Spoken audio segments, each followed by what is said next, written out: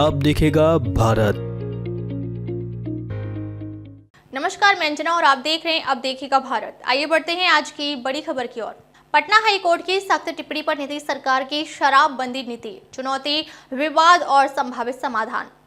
बिहार में शराबबंदी कानून को लेकर पटना हाई कोर्ट ने हाल ही में नीतीश कुमार सरकार पर सख्त टिप्पणी की, जिसके बाद राज्य सरकार की शराबबंदी नीति को लेकर सवालों की झड़ी लग गई है। कोर्ट ने अपने आदेश में कहा कि राज्य सरकार शराबबंदी के कार्यान्वयन में गंभीरता से नाकाम रही है और यह नीति भ्रष्टाचार, लापरवाही और गलत कार्यप्रणाली का शिकार हो रही है। इस टिप्पणी ने नीतीश कुमार की शराबबंदी नीति पर सवालिया निशान खड़ा कर दिया है और अब यह देखना होगा कि मुख्यमंत्री नीतीश कुमार इस पर किस तरह से प्रतिक्रिया देते हैं और उनकी सरकार इस स्थिति से कैसे उबरती है। यह लेख बिहार में शराबबंदी की स्थिति, हाई कोर्ट की टिप्पणी के मायने और नीतीश सरकार के लिए इसके संभावित प्रभावों पर एक गहरी नजर डालने का प्रयास करेगा। पहला, शराबबंदी का ऐतिहासिक निर्णय। बिहार में शराबबंदी की शुरुआत 5 अप्रैल 2016 को हुई थी, जब मुख्यमंत्री नीतीश कुमार ने इस नीति की घोषणा की। इसका मुख्य उद्देश्य समाज में शराब के नशे से होने वाली हिंसा, अपराध और सामाजिक असमर्थता को समाप्त करना था। सरकार ने इसे एक जनहित निर्णय के रूप में पेश किया था, जिसे लागू करने के लिए व्यापक प्रचार प्रसार और कानून व्यवस्था की सख्ती का सहारा लिया गया। शराबबंदी के पक्ष में अनेक तर्क दिए गए, जैसे कि महिलाओं की सुरक्षा, बच्चों की बेहतर परवरिश और समाज में असामाजिक तत्वों की संख्या में कमी। हालांकि शराबबंदी के लागू होने के कुछ सालों बाद इसके साथ जुड़े कई विवाद और समस्या सामने आई। इन विवादों में शराबबंदी के प्रभावी कार्यान्वयन की कमी, भ्रष्टाचार और कई बार इसे लेकर जनसंपर्क की असफलता भी सामने आई। दूसरा, पटना हाई कोर्ट की सख्त टिप्पणी। हाल ही में पटना हाई कोर्ट ने नीतीश कुमार की शराबबंदी नीति पर अपनी सख्त टिप्पणी की। कोर्ट ने कहा कि सरकार की शराबबंदी के आदेशों का उल्लंघन हो रहा है और इसे लागू करने में राज्य सरकार पूरी तरह से नाकाम रही है। कोर्ट ने शराबबंदी के उद्देश्य को सही ठहराते हुए भी इसके क्रियान्वयन में भ्रष्टाचार, लापरवाही और निगरानी की कमी को लेकर गंभीर चिंता जताई। न्यायालय ने कहा, अगर सरकार शराबबंदी के कानून का पालन सुनिश्चित नहीं कर सकती है तो यह नीति महज एक दिखावा बनकर रह जाएगी। यह टिप्पणी विशेष रूप से तब आई जब राज्य में शराबबंदी को लेकर प्रशासन की गफलत और पुलिस अधिकारियों की लापरवाही की कई रिपोर्ट सामने आई। राज्य के कई हिस्सों में यह देखने को मिला कि शराब की तस्करी खुलेआम जारी रही और इसके खिलाफ कोई ठोस कदम नहीं उठाए गए। इस स्थिति में कोर्ट को मजबूर किया कि वह नीतीश सरकार से जवाब तलब करे और इसे सुधारने के लिए ठोस कदम उठाने की दिशा में आदेश दे। तीसरा, नीतीश सरकार पर दबाव बढ़ना। पटना हाई कोर्ट की टिप्पणी ने नीतीश कुमार के लिए मुश्किलें खड़ी कर दी हैं। नीतीश सरकार ने हमेशा अपनी शराबबंदी नीति को अपनी सरकार के सबसे बड़े और सबसे प्रभावी फैसलों में से एक बताया था। बिहार के मुख्यमंत्री ने इस नीति को समाज में सुधार लाने, महिलाओं की सुरक्षा बढ़ाने और बच्चों के लिए बेहतर भविष्य की दिशा में एक अहम कदम बताया था।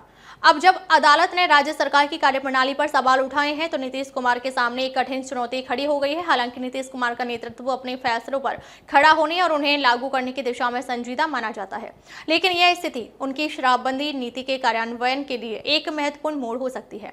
चौथा, शराबबंदी नीति की कमजोरियां। कानून के क्रियान्वयन में कमी। शराबबंदी का उद्देश्य जितना महान था, उसकी क्रियान्वयन प्रक्रिया उतनी ही जटिल रही है। सरकार के आदेश के बावजूद कई इलाकों में शराब की तस्करी और अवैध बिक्री जारी रही है। पुलिस और प्रशासन की लापरवाही ने इस कानून की प्रभावशीलता पर प्रश्न चिन्ह खड़ा किया है। भ्रष्टाचार। शराबबंदी के तहत शराब की तस्करी और अवैध कारोबार में लगे लोगों की रिपोर्ट सामने आई है, जिसमें प्रशासनिक अधिकारियों के शामिल होने की बातें सामने आई हैं।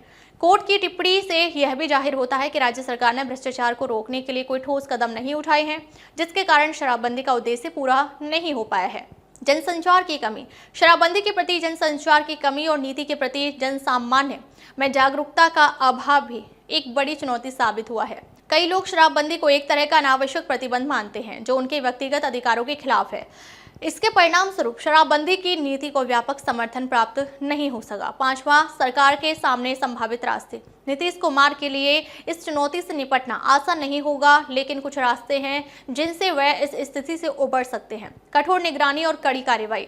शराबबंदी नीति के प्रभावी कार्यान्वयन के लिए राज्य सरकार को सख्त निगरानी तंत्र और कार्रवाई की दिशा में कदम बढ़ाने होंगे। प्रशासनिक अधिकारियों को इस मुद्दे पर जवाबदेह ठहराया जाना चाहिए और शराब की तस्करी और अवैध बिक्री के खिलाफ कड़ी कार्रवाई की जानी चाहिए। जन जागरूकता अभियान।